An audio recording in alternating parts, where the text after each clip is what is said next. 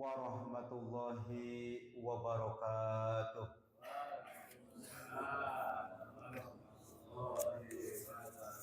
Allahumma salli wa sallim wa barik alaihi. Salatullah, salamullah ala Taha Rasulillah. Salatullah, salamullah ala Yazid Habibillah.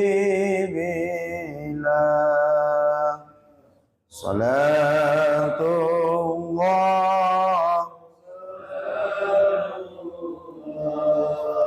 ala Taha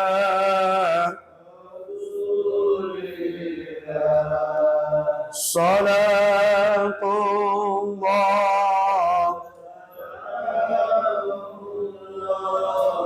ala Yazid tawassalna bismillah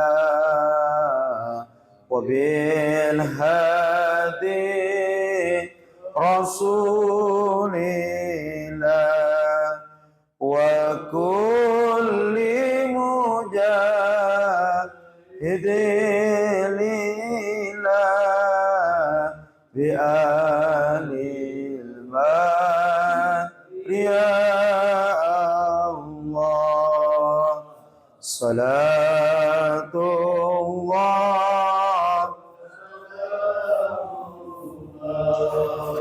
ala Taha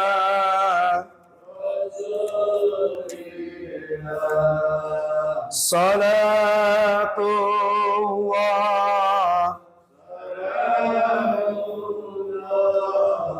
ala Yazid. Allahumma salli wa sallim wa barik alaihi. Bismillah, alhamdulillah, wassalatu wassalamu ala rasulillah Muhammad ibn Abdullah wa ala alihi wa ashabihi wa mawalah. Rabbi shrah li sadri wa yassir li amri wa hlul 'uqdatam min lisani yafqahu qawli.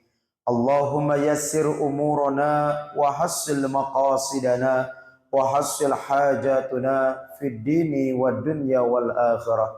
Asbahna wa asbahal mulku lillahi walhamdulillahi la syarika lah. La ilaha illa huwa wa ilaihin nusyur.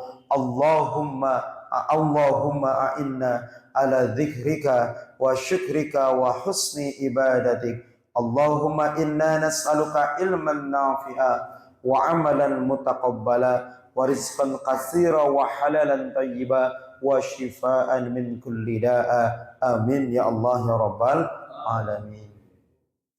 Yang pertama dan yang utama, marilah kita bersama-sama memanjatkan puji syukur kehadirat Allah Subhanahu wa taala. Salawat dan salam semoga tercurah limpahkan kepada habibana wa nabiyana Muhammad sallallahu alaihi wasallam, pada keluarganya, sahabatnya, dan semoga tercurah kepada kita selaku umatnya, yang mudah-mudahan dengan keberkahan kita senantiasa bersalawat kepada baginda Rasulullah sallallahu alaihi wasallam, kita termasuk umatnya yang kelak di akhirat akan mendapatkan syafaatul uzma. Amin ya Allah ya rabbal alamin. Para alim ulama, para pengurus Dewan Kemakmuran Masjid Ar-Rahman beserta seluruh jajarannya, para pengurus RT, pengurus RW, tokoh masyarakat, dan seluruh jamaah sholat subuh dan juga jamaah pengajian ba'da subuh Masjid Ar-Rahman yang saya hormati dan yang Allah muliakan, yang tanpa mengurangi rasa hormat dan rasa takdim saya pribadi, mohon maaf yang sebesar-besarnya dalam kesempatan ini tidak bisa disebutkan satu persatunya. Hadirin jamaah rahimakumullah, agar pahala yang kita dapatkan berlipat-lipat di samping kita meniatkan diri kita untuk talabul ilmi, mari kita sama-sama niatkan untuk beriktikaf terlebih dahulu. Bismillahirrahmanirrahim. Nawaitu an a'takifa fi hadzal masjid sunnatan lillahi ta'ala. Dalam hati niatkan, aku berniat beriktikaf, berdiam diri di masjid dengan niat beribadah, bertakarub kepada Allah, sunnah karena Allah. Kenapa? Karena di antara amal yang mudah dilakukan, ya, dan pahalanya yang sangat cukup besar, yakni diantaranya kita membiasakan diri duduk di masjid setelah pelaksanaan sholat subuh sampai matahari terbit. Orang yang mampu melakukan hal seperti itu, yakni melaksanakan sholat subuh berjamaah, kemudian diisi dengan zikir, diisi dengan taklim, sampai nanti matahari terbit, itu pahalanya sama dengan pahala haji dan umroh. Luar biasa ya. Seperti itu.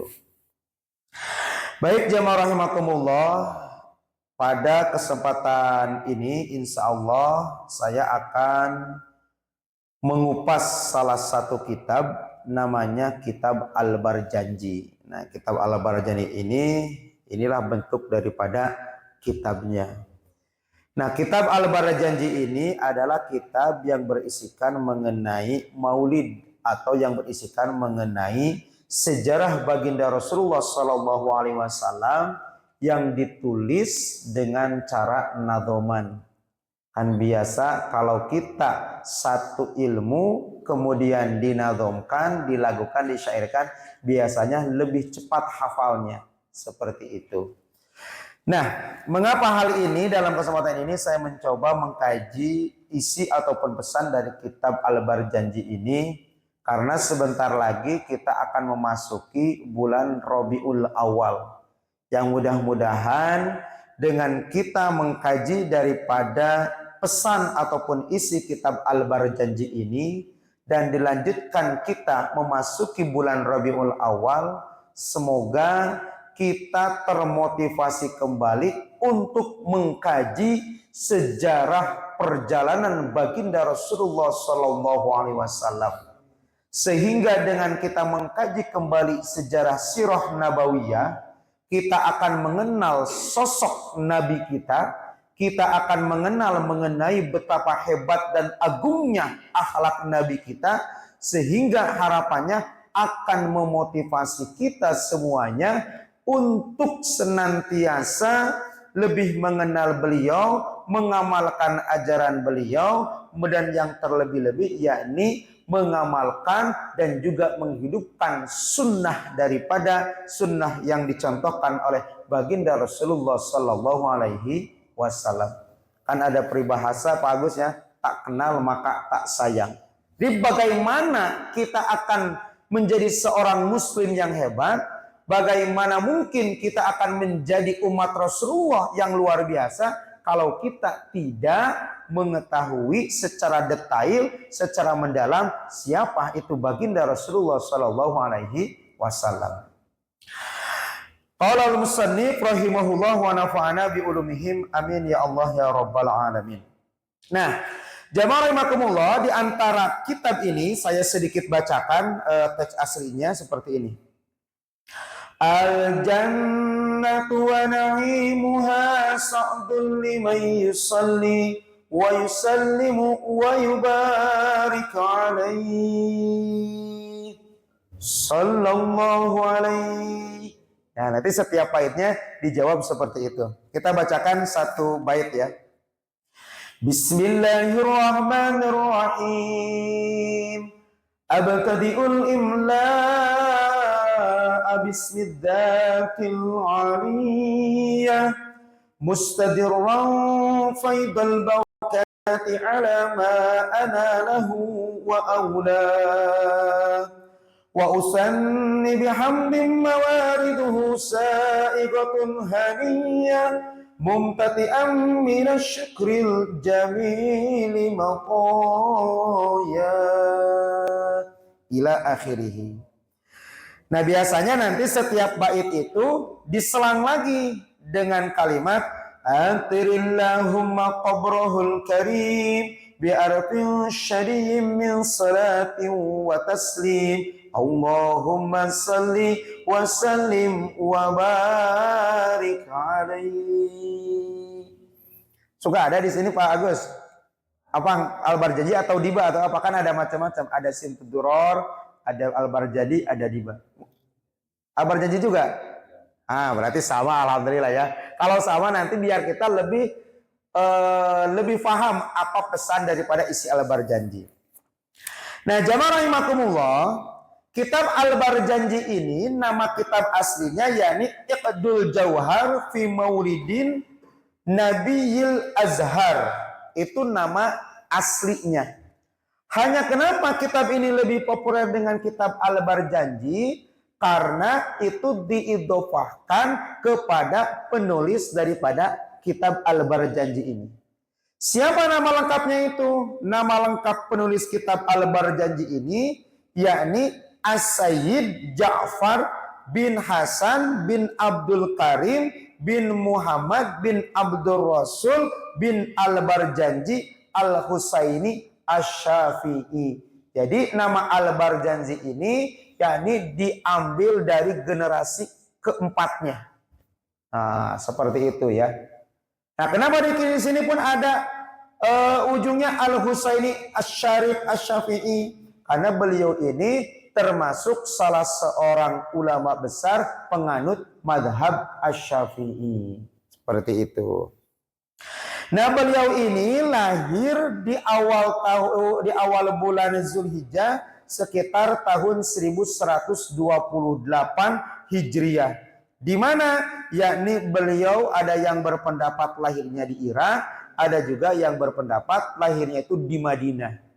Lahir di Irak, kemudian berpindah hijrah ke Madinah sampai akhir hayatnya beliau di Madinah. Jadi kalau kita dengar kata Irak, kita mengenal punya kota-kota besar yang menjadi pusat ilmu pengetahuan.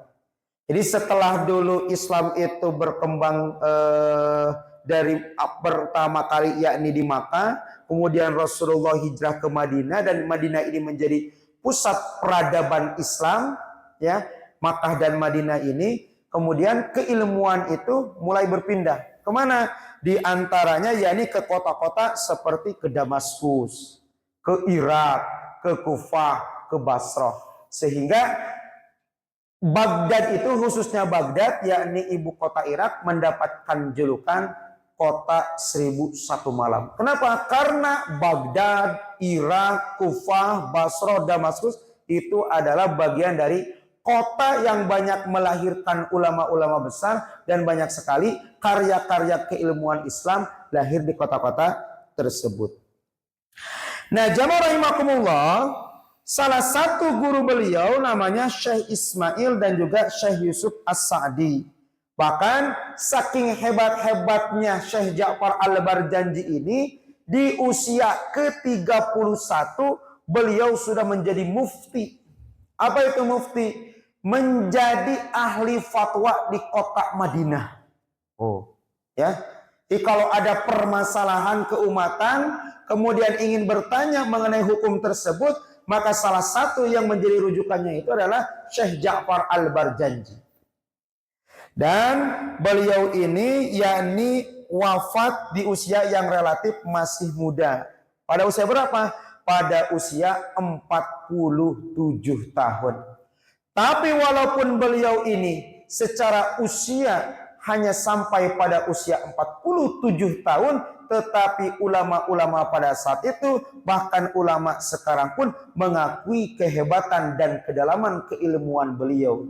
Sehingga Syekh Ja'far Al-Barjadi ini terkenal sebagai orang yang sangat mulia, terkenal orang yang sangat alim, terkenal orang yang sangat karismatik, sangat berwibawa. Bahkan beliau pun dicatat sebagai salah seorang ulama yang memiliki paras yang sangat tampan. Nah, hadirin jamaah rahimakumullah, Di dalam kitab Al-Barjanji ini, setidaknya dari sekian banyak bait dari satu buku ini, setidaknya menjelaskan mengenai 5 hal. Apa? Yang pertama yakni menjelaskan mengenai syarafun nasabi wan nuril muhammadi. Jadi bait-bait awal di dalam kitab Al-Barjanji ini menjelaskan mengenai syarafun nasab, menjelaskan mengenai keutamaan nasab baginda Rasulullah Sallallahu Alaihi Wasallam. Bahkan di dalam salah satu baitnya disebutkan an-nasabul Mustafa. Adapun nasabnya Nabi Muhammad Sallallahu Alaihi Wasallam, yantahi nasabun Nabi Sallallahu Alaihi Wasallam ilal a'la al-ansabi wa athariha muttasilan bila intiqain. Bahwasanya silsilah Nabi Muhammad Sallallahu Alaihi Wasallam ke atasnya, nasabnya termasuk garis keturunan yang paling mulia, bahkan wa athiroha, keturunan yang sangat suci. Dan di sini pun disebutkan muttasilan bila intiqain, bersambung tanpa terputus ilan nabilah Ibrahim, yakni bersambung kepada Nabi Ibrahim alaihissalam. Kan Nabi Ibrahim alaihissalam ini memiliki 2 istri. Istri pertamanya yakni Sarah, istri keduanya namanya Hajar. Dari Hajar punya anak Ismail, dari Sarah punya anak namanya Ishak. Nah, dari keturunan Nabi Ishak ini rata-rata menjadi para nabi. Sedangkan di keturunan Nabi Ismail lama tidak ada yang diangkat menjadi nabi. Sampai nanti diangkatlah daripada garis keturunan Nabi Ismail alaihissalam, diangkat menjadi seorang nabi, menjadi penutup nabi, yakni Nabi Muhammad Sallallahu Alaihi Wasallam. Sehingga Nabi Ibrahim alaihissalam ini memiliki gelar yakni Abul Anbiya, bapaknya para nabi. Nah, inilah yang menjadi alasan kenapa orang-orang Yahudi sampai sekarang benci terhadap umat Islam, karena salah satu faktornya mereka tidak menerima. Tidak menerima apa? Tidak menerima nabi terakhir ini dari garis keturunan Ismail. Karena orang-orang Yahudi itu menginginkan nabi terakhir itu bukan dari garis keturunan Ismail, tapi dari keturunan garis Ishak. Ya, makanya sampai sekarang mereka tidak mau menerima kenabian Nabi Muhammad karena mereka menginginkan nabi terakhir itu dari garis keturunan Nabi Ishak. Nah, itu ya. Bahkan bukan hanya sampai Nabi Ibrahim alaihissalam, di sini pun disebutkan wa nabiillah Adam alaihissalam, garis keturunan Rasulullah Sallallahu Alaihi Wasallam. Mohon maaf, silsilah ke atasnya Rasulullah Sallallahu Alaihi Wasallam itu sampai kepada Nabi Adam alaihissalam. Kan suka dibacakan dulu ya, Muhammad putra Abdullah, Abdullah putra Abdul Muttalib, Abdul Muttalib putra Hashim, Hashim putra Abdi Manaf, Abdi Manaf putra Qusay, Qusay putra Lu'ay, Lu'ay putra Golib, Golib putra Fihir, Fihir putra Malik, Malik putra Nador, Nador putra Kinana, Kinana putra Huzaimah, Huzaimah putra Mudrikah, Mudrikah putra Ilas, terus sampai ke atasnya ketemu dengan Nabi Ismail, ketemu dengan Nabi Ibrahim, Nabi Ibrahim nanti ketemu dengan Azar, terus ke atas ketemu dengan Nabi Nuh, terus ke atas nanti ketemu dengan Nabi Sis, ke atas lagi puncaknya ketemu dengan Nabi Adam alaihissalam. Nah, itu yang pertama. Poin selanjutnya, intiqalun nur, yakni warisan cahaya. Nah, bahkan disebutkan di dalam sebuah riwayat, sebelum Allah Subhanahu wa taala menciptakan alam semesta ini, termasuk sebelum Allah menciptakan bumi, sebelum Allah menciptakan langit, sebelum Allah menciptakan para malaikat dan makhluk-makhluk Allah yang lainnya, ternyata yang pertama kali Allah ciptakan yakni Nur Muhammad Sallallahu Alaihi Wasallam. Inilah salah satu kehebatan dari baginda Rasulullah Sallallahu Alaihi Wasallam. walaupun secara urutan nabi Rasulullah diutus menjadi nabi yang ke-25, tetapi yang pertama kali Allah ciptakan tiada lain dan tiada bukan, yakni nur, cahayanya Nabi Muhammad sallallahu alaihi wasallam. Bahkan di dalam sebuah riwayat disebutkan, laulaka ya Muhammad. Ini hadis qudsi. Jika bukan karena engkau wahai Muhammad, lima khalaqtal aflat, kata Allah Ta'ala, aku tidak akan menciptakan alam semesta ini. Sama segitunya. Bahkan di dalam riwayat lain disebutkan, suatu ketika Nabi Daud alaihissalam ini berdialog dengan Allah Subhanahu wa Ta'ala. Salah satu pertanyaan dialognya Nabi Daud alaihissalam kepada Allah, beliau bertanya, ya Allah, nikmat apa yang paling kecil?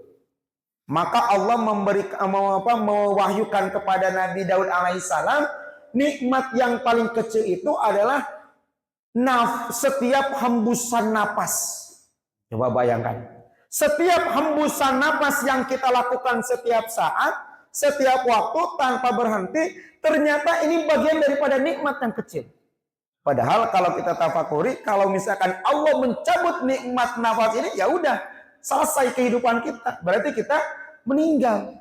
Ternyata kita bisa menghirup nafas, bisa mengeluarkan nafas, menghirup lagi terus setiap saat sepanjang hidup kita. Ini bagian daripada nikmat yang kecil di sisi Allah.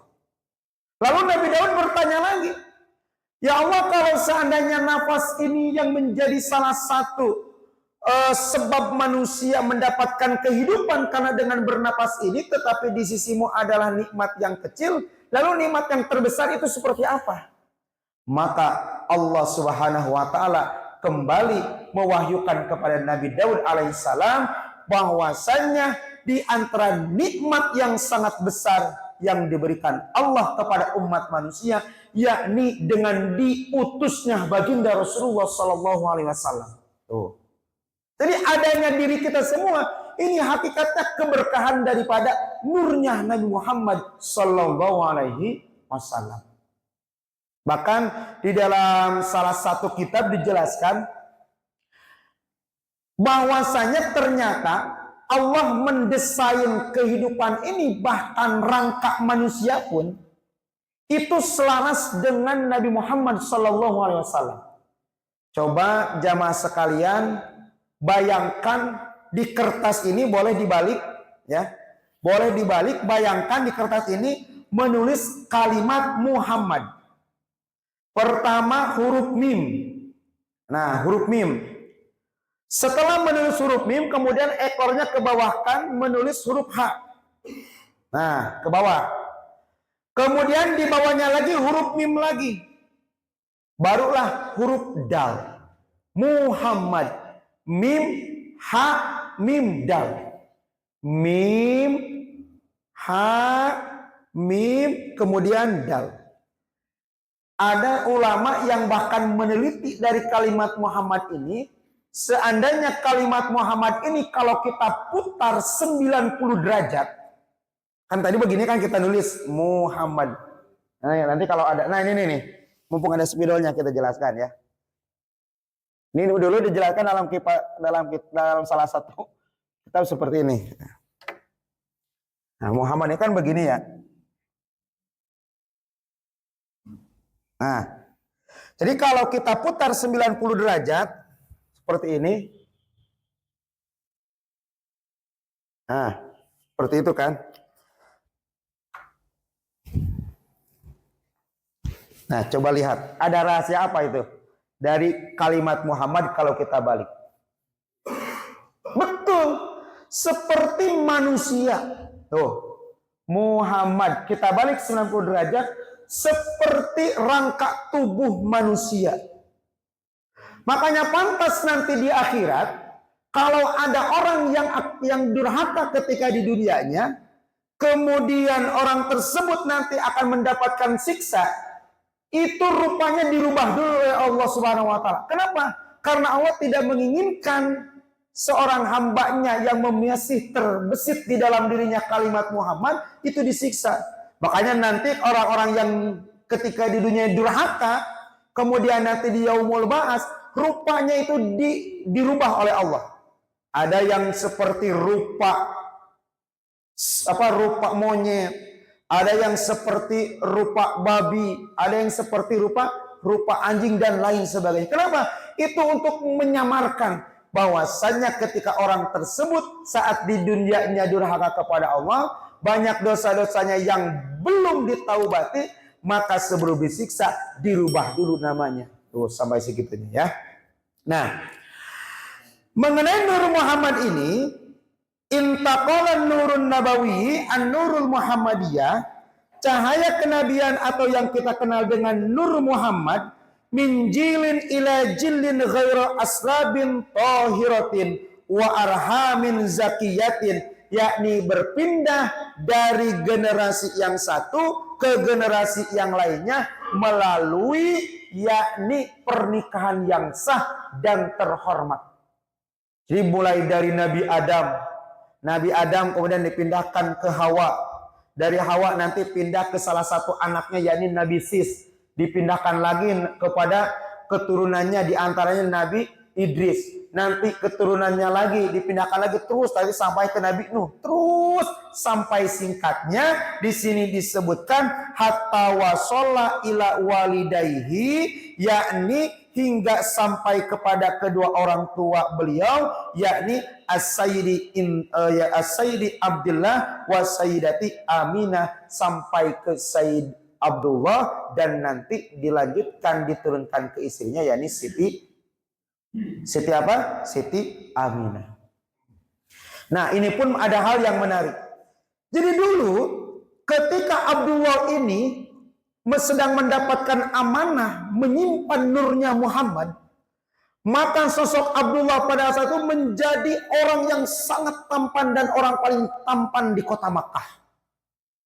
Sampai-sampai saking terpesonanya dengan ketampanan Abdullah, maka wanita-wanita pada saat itu bukan hanya perawan, termasuk nenek-nenek sekalipun merasa cinta dan merasa suka terhadap Abdullah.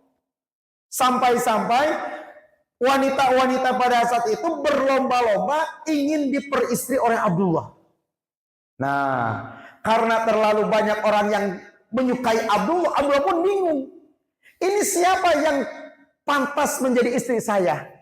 Kemudian cerita mengatakan bahwasannya setelah bermusyawarah antar keluarga, di antara sosok istri yang cocok menjadi istri Abdullah namanya adalah Aminah. Maka dalam riwayat disebutkan, maka pada saat itu semua wanita berganti nama menjadi Aminah. Oh, sampai akhirnya ketemulah yakni dengan Aminah yang pada saat itu menjadi ibunda dari baginda Rasulullah SAW. Nah, ketika Abdullah ini sudah menikah dengan Aminah, kemudian nur Nabi Muhammad ini berpindah dari Abdullah ke istrinya yakni Aminah. Karena sudah berpindah nur Nabi Muhammad ini kepada istrinya yakni Aminah, maka sinar pancaran ketampanan Abdullah itu seperti meredup katanya Pak. Kenapa? Kan udah pindah nurnya. Ya, udah pindah. Maka ketika Abdullah ini sudah tidak mendapatkan lagi amanah untuk menyimpan nurnya Nabi Muhammad karena sudah berpindah ke istrinya, semangat hidup Abdullah ini menurun. Makanya di dalam kisah disebutkan pada usia Rasulullah saat dalam kandungan, sekitar 5 bulan dalam kandungan, Abdullah ini jatuh sakit. Kemudian singkat cerita karena jatuh sakit sampai wafatlah Abdullah ini, dan sehingga ketika Rasulullah SAW lahir itu sudah dalam keadaan yatim. Kenapa Abdullah ini sudah merasa tidak semangat lagi hidup? Itu tadi salah satunya karena nur yang awalnya beliau menyimpan Nur Muhammad, nurnya ini sudah dipindahkan kepada istrinya. Nah itu ya bait yang pertama, pembahasan yang pertama mengenai nasab dan cahaya kenabian. Masuk pada yang kedua, al-ahdasul ajibatu indal maulidi al-irhas. Yakni menjelaskan mengenai peristiwa-peristiwa luar biasa yang peristiwa ini terjadi bersamaan dengan lahirnya baginda Rasulullah SAW yang disebut dengan irhas. Irhas ini keajaiban luar biasa yang Allah berikan kepada calon para nabi. Kan kalau mukjizat Allah berikan kepada para nabi, para rasul. Irhas Allah berikan kepada calon nabi dan calon rasul. Karomah Allah berikan kepada para walinya. Kemudian ma'unah Allah berikan kepada orang-orang solih. Dan ada juga yang Allah berikan kepada orang durhaka, itu namanya istidraj. Nah, di antara peristiwa luar biasa saat kelahiran Rasulullah yang disebut dengan irhas di antaranya ayatun kauniyatun, yakni tanda-tanda alam. Apa itu? Yang pertama, inda wiladati sallallahu alaihi wasallam kharaja minhu nurun adha'at lahu kusurus syam. Di saat baginda Rasulullah sallallahu alaihi wasallam lahir, maka pada saat itu terpancar cahaya yang terang menerang sampai cahaya tersebut sampai tembus kemana? Yakni kusurus Syam, sampai terlihat di negeri Syam, sampai terlihat di Suriah, sampai terlihat di Palestina. Coba bayangkan. Rasulullah lahir di Makkah. Cahayanya sampai terlihat ke Palestina. Coba. Berapa ratus kilometer itu jaraknya. Jadi kalau kita ibaratkan ke Indonesia itu, ada yang lahirnya di Bogor, bisa terlihat cahaya sampai ke Surabaya, coba bayangkan. Kurang lebih seperti itu. Ini apa? Ini menandakan bahwasanya Rasulullah SAW ini lahir akan membawa cahaya untuk alam semesta ini. Nah, ini yang pertama, keajaiban. Yang kedua, intiharu rumuz syirki. Runtuhnya simbol-simbol kemusyrikan. Apa aja? Hadasat umurun ajibatun fil ammah. Terjadinya peristiwa menakjubkan di dunia luar. Apa? Minha sukutu arba'i asyrati syurfatan min qasri Kisra. Yang pertama, berbarengan dengan lahirnya Rasulullah SAW, runtuhnya 14 tiang istana Kisra Persia. Kan Persia ini dulu salah satu negara besar, yakni Romawi dan Persia. Romawi dan Persia ini dua kekuatan yang saling memperebutkan kekuasaan. Dan Makkah ini posisinya di tengah, menjadi tempat strategis. Nah, orang-orang Persia ini karena dia sudah melenceng dari ajaran Allah Subhanahu wa taala pada saat itu, ya, istana kebanggaannya itu berbarengan dengan kelahiran Rasulullah sampai pada tumbang 14 tiang istananya. Padahal itu dibangun dengan sangat kokoh.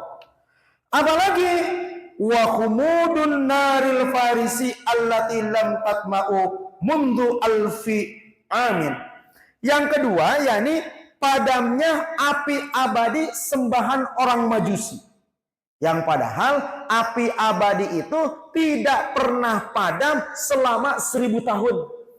Jadi ada api abadi.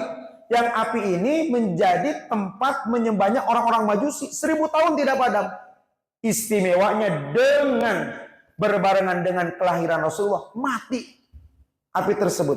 Apalagi allati lam tatfa mundu alfi amin wa ghauru buhairati sawata. Bahkan bukan hanya api abadi, termasuk juga surutnya danau Sawa. Apa itu danau Sawa? Danau Sawa ini salah satu danau yang dijadikan keramat, yang disucikan dan oleh orang-orang Persia, dan banyak terjadi peristiwa-peristiwa ataupun perbuatan-perbuatan kemusyrikan di sungai Sawa tersebut. Saat itu tiba-tiba kering. Oh, luar biasa. Ini baru lahir aja. Apalagi haitatul wiladah. Bukan hanya peristiwa di luar, termasuk kondisi saat Rasulullah lahir. Wulida sallallahu alaihi wasallam, Rasulullah sallallahu alaihi wasallam lahir tohiron, sudah dalam keadaan suci. Coba bayangkan. Bayi lahir sudah dalam keadaan suci, sudah dihitan. Luar biasa ya. Kan kalau sekarang mah bakal geger itu ya. Ada bayi pas lahir kok udah dihitan. Nah dulu pun Rasulullah seperti itu. Ketika lahir sudah dalam keadaan dihitan. Apalagi sajidan. Bukan hanya lahir dalam keadaan dihitan, ketika Rasulullah lahir itu sajidan. Bukan nangis, tapi apa? Sajidan, langsung bersujud kepada Allah. Apalagi mahtunan, telah berhitan, wa maqtu'us surrati biqudratillahi ta'ala. Bahkan di sini pun disebutkan ketika Rasulullah SAW lahir, tali pusarnya itu sudah dalam keadaan terpotong atas izin daripada Allah Subhanahu wa Ta'ala. Kan Rasulullah itu lahirnya bukan dari pintu kemaluan seperti orang-orang pada umumnya, tapi di mana? Ya ini di antara pusar dan di antara kemaluannya perempuan, di sini, di perutnya. Jadi kalau bahasa kita mas seperti disesar lah gitu ya. Kan disesar di sini kan, tapi disesarnya pada itu yakni oleh para malaikat. Nah seperti itu. Menetapkan betapa sucinya, betapa hebatnya Rasulullah SAW. Nah yang ketiga, ini sedikit dipercepat, waktunya udah sedikit lagi ternyata. Al-barakatu wirra'ati al-ilahiyah mundus sigar. Keberkahan dan penjagaan ilahiyah sejak kecil. Setelah Rasulullah SAW lahir, maka Allah Subhanahu wa Ta'ala memberikan keberkahan bahkan penjagaan kepada Rasulullah di waktu Rasulullah saat kecil. Apa? Di antaranya barakatuh Halimatus Sa'diyah, yakni Allah Subhanahu wa Ta'ala memberikan keberkahan kepada Halimatus Sa'diyah, yang Halimatus Sa'diyah ini menjadi ibu susuannya. Apa? Nalat murdi'atuhu Halimatu wa qaumuhu banu Sa'din khairan kasiran wa barakatan fil amwali wal mawashi wal ardi tilata kafalatiha lahu. Yani diantaranya Halimah beserta kabilahnya, yakni kabilah Bani Sa'ad, mengalami keberkahan rizki. Bahkan disebutkan ketika Halimatus Sa'diyah dan suaminya menerima Rasulullah SAW dari kakaknya yakni Abdul Muthalib, menerima untuk menjadi bayi susuannya, itu terjadi hal yang luar biasa. Pertama, himar atau keledai yang akan ditungganginya awalnya kerus krempeng. Kenapa? Karena pada saat itu terjadi paceklik yang panjang sehingga rerumputan itu susah didapatkan. Ajaibnya, ketika Halimatus Sa'diyah sambil menggendong Rasulullah kemudian menaiki keledai tersebut, ajaibnya keledai tersebut yang awalnya dalam keadaan kurus, dalam keadaan lemah, mendadak pada saat itu menjadi gemuk dan kuat.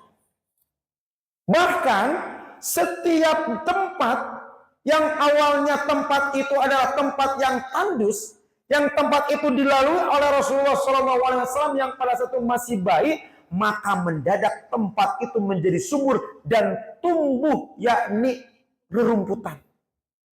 Bahkan disebutkan juga ada seekor kambing yang kambing tersebut pada saat itu sudah kurus krempeng, kemudian tersentuh oleh Rasulullah yang pada saat itu masih bayi, tiba-tiba si kambing tersebut menjadi gemuk dan subur air susunya sehingga bisa dijadikan menjadi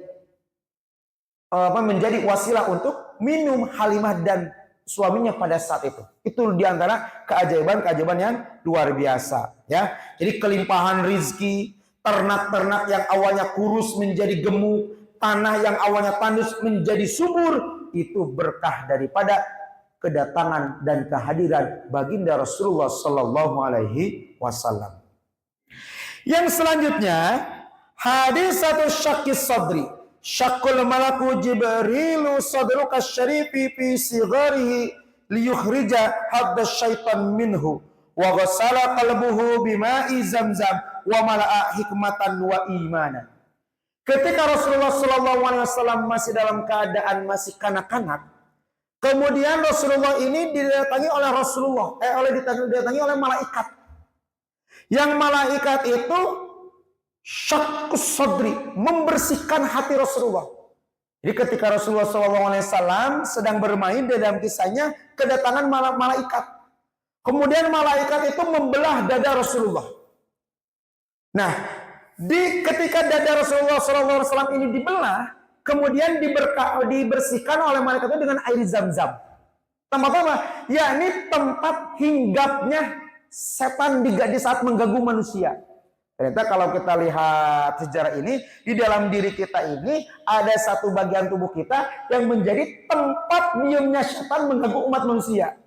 Kan setan itu menggoda manusia sesuai dengan peredaran darah. Darah ke kepala diganggu kepala, darah ke tangan diganggu tangan, terus seperti itu.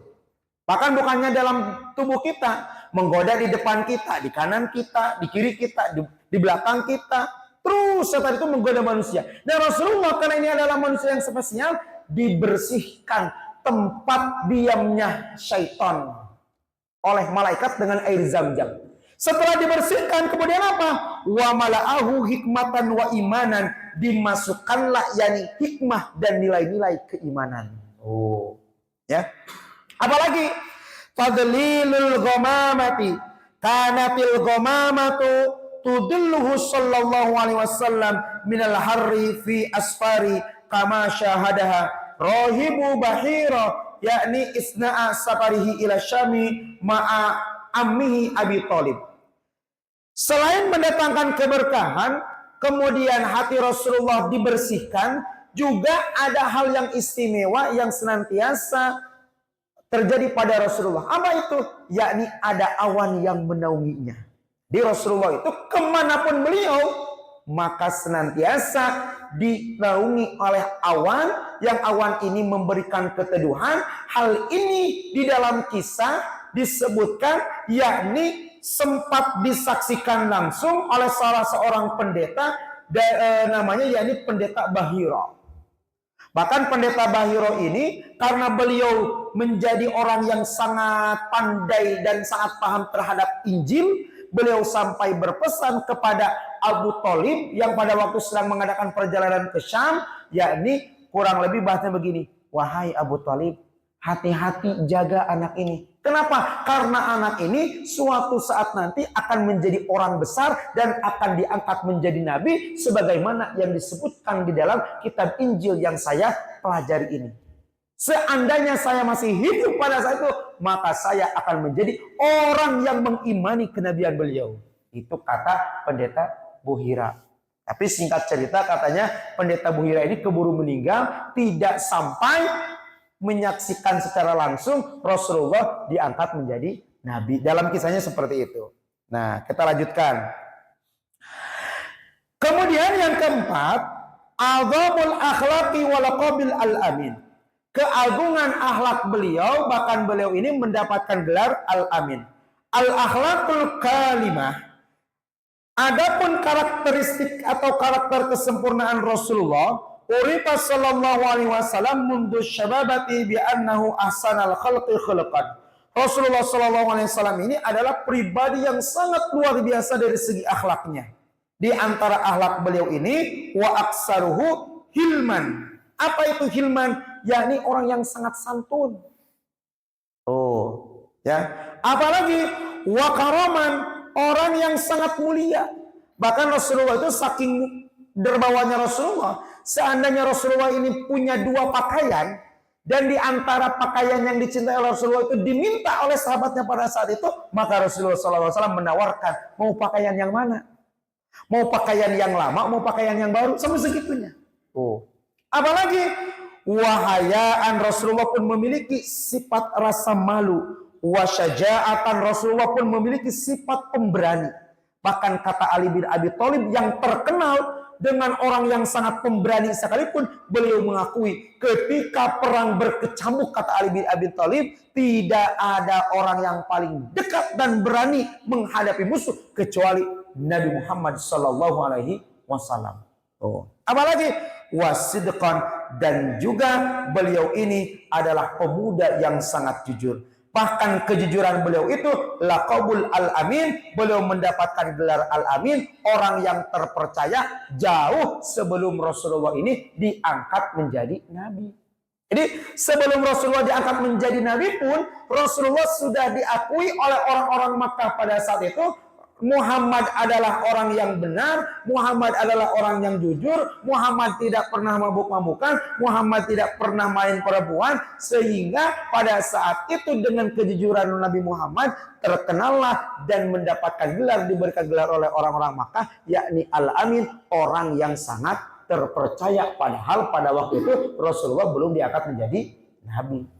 Kan nanti singkat ceritanya berkaitan dengan peristiwa ketika terjadi banjir besar di Masjidil Haram di kota Makkah yang imbasnya Hajar Aswad sempat tergeser. Ternyata orang yang memindahkannya itu adalah baginda Rasulullah Shallallahu Alaihi Wasallam. Nah, terakhir khosa'isur risalah wasyafa'ah, yakni kekhususan yang Allah berikan kepada Rasulullah Shallallahu Alaihi Wasallam. Apa itu? Yang pertama, khatamun nabi. Kekhususan pertama yang Allah berikan kepada Rasulullah Shallallahu Alaihi Wasallam diutus menjadi penutup para nabi. Jadi kalau saat ini ada orang-orang yang mengaku menjadi nabi, maka yakinilah dia itu kadzib, orang tersebut pembohong. Dulu zaman Abu Bakar As-Siddiq muncul namanya Musailamah Al-Kadzdzab, bohong. Dulu di India muncul lagi namanya Mirza Ghulam Ahmad, bohong. Beberapa tahun kemarin, sekitar 20 tahunan yang lalu, muncul tuh di daerah Pamijahan Musodek ngaku-ngaku jadi nabi, bohong. Pokoknya kalau ada yang saat ini mengaku menjadi nabi, walaupun pakai sorbannya besar sebesar tampan nasi, gamisnya panjang, tasbihnya panjang, jenggotnya banyak, kalau dia mengaku menjadi nabi, bohong. Kenapa? Karena Rasulullah ini diutus menjadi khatamun nabi, menjadi penutup para nabi. Hatta nanti Nabi Isa alaihi salam ketika menjelang hari kiamat turun lagi pun ke alam dunia ini, maka Nabi Isa alaihissalam tidak membawa ajaran baru, tapi Nabi Isa alaihissalam yakni melanjutkan risalahnya Rasulullah Shallallahu Alaihi Wasallam. Apalagi kekhususan hadisatul Isra wal Mi'raj. Kekhususan kedua yang Allah berikan kepada Nabi Muhammad Shallallahu Alaihi Wasallam, yakni Rasulullah Shallallahu Alaihi Wasallam mendapatkan kesempatan langsung bertemu dengan Allah Subhanahu Wa Taala, yakni peristiwa Isra dan Mi'raj. Tidak ada nabi lain yang langsung ketika mau mendapatkan perintah dari Allah dipanggil langsung seperti Rasulullah di saat akan menerima perintah salat dengan peristiwa Isra Mi'raj. Tidak ada. Makanya kalau ada statement dari seorang penceramah yang mengatakan seperti ini banyak di YouTube nih, hati-hati. Ya kalau kita buka YouTube hati-hati. Nenek moyang saya dulu bisa melakukan Isra dan Mi'raj 70 kali dalam satu hari dengan menaiki kambing. Ada yang seperti itu. Maka orang yang mengatakan seperti itu yakinilah musyrik, karena salah satu fatwa yang dikeluarkan oleh Hadratus Syekh Kiai Haji Hashim Asy'ari, kalau ada orang yang mengakui dirinya melakukan Isra dan Mi'raj sebagaimana Isra dan Mi'raj yang dilakukan oleh baginda Rasulullah SAW, maka orang tersebut sudah bertentangan dengan nilai-nilai agama. Isra dan Mi'raj adalah kekhususan yang Allah berikan kepada Nabi Muhammad. Terakhir, syafa'atul uzma, yakni Allah Subhanahu wa taala memberikan hak kepada Nabi Muhammad sallallahu alaihi wasallam nanti di akhirat untuk memberikan syafa'atul uzma kepada umatnya. Apa itu syafa'atul uzma? Syafaat itu pertolongan. Uzma itu besar, jadi pertolongan besar. Ya. Kan dikisahkan nanti ketika akan melintasi jembatan Shiratal Mustaqim, itu manusia itu pada ketakutan. Kenapa? Di belakangnya api mengejar-ngejar, di depannya jembatan Shiratal Mustaqim yang kecilnya lebih kecil daripada rambut dibagi 7, tajamnya lebih tajam daripada pedang, di bawahnya yakni api neraka. Orang yang gak mau ya neraka, mau gak mau. Orang yang sampai finish berarti surga. Nah, pada saat itu manusia mencoba mencari syafaat. Meminta syafaat kepada Nabi Adam pun tidak bisa. Meminta syafaat kepada Nabi Ibrahim pun tidak bisa. Meminta syafaat kepada Nabi Musa pun tidak bisa. Kepada Nabi Nuh pun tidak bisa. Kepada Nabi Isa pun tidak bisa.